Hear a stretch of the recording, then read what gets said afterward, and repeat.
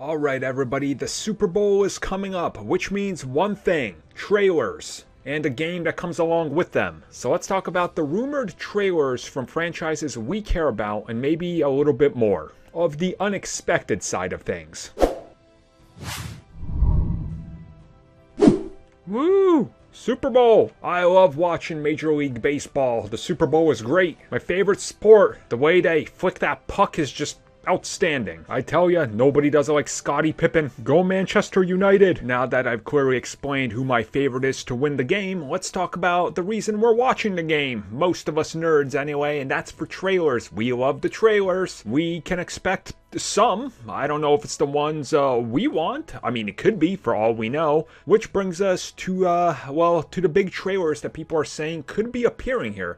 So first and foremost, Spider-Man is the big one. That's the one people want to focus on. That's like the big one because it's Marvel, right? It's Spider-Man, and Spider-Man is going to be interesting. So if people can get anything out of that film, like maybe showing us the live-action Spider-Verse, we'll take it. Now, realistically, I don't want you to go into this expecting you're going to get all this because let's be real, you might be disappointed like previous years, year after year. So, you know, don't do that to yourself. So realistically, out of the Marvel camp, what they could show is more upcoming Disney Plus stuff. Captain America, you know, he has a TV show coming, The Falcon and the Winter Soldier. If I was Marvel Studios, I would pay for a 30-second ad that highlights John Walker, aka the new Captain America US agent, since they have that scene of the football game and everything.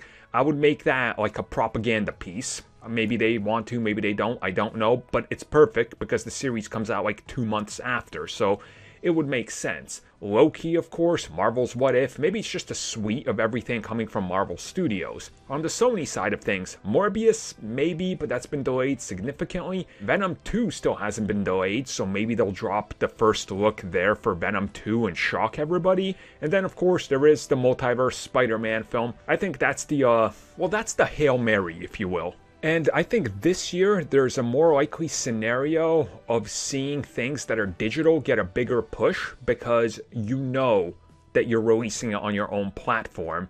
And there's going to be more eyes on this football game than there have been in recent memory.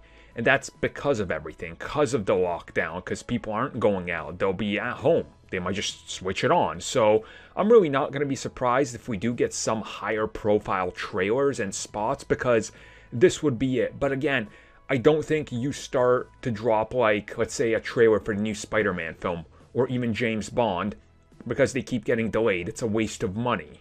But if you have a digital product, why not do it for that? Which brings us to Marvel Studios and HBO Max. So maybe a Snyder Cut spot? Maybe?